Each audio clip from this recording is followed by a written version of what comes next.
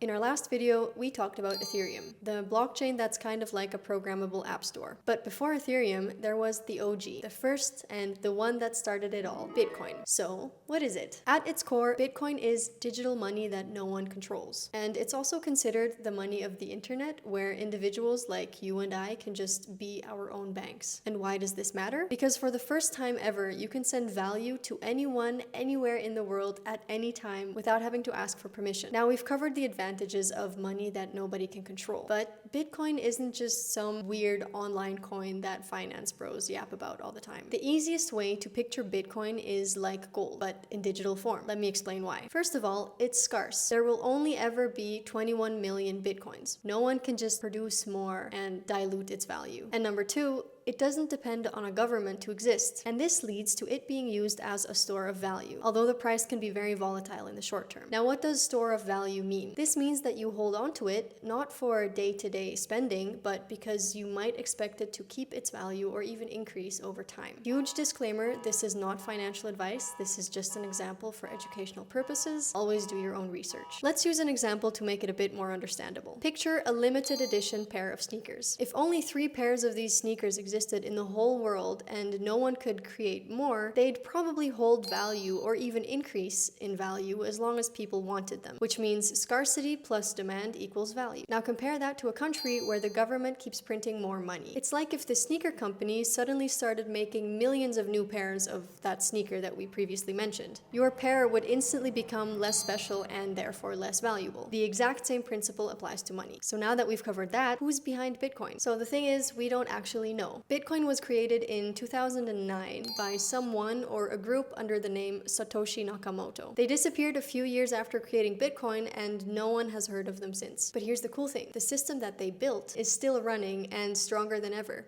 even without them. Why, you may ask? Because it's not about trusting some anonymous group or person named Satoshi. It's about relying on the math, the code, and the network itself. There's no trust needed. So now that we know what Bitcoin is, what Ethereum is, I think it's time that I show you how to use them. Stay tuned for the next video. Talk to you soon.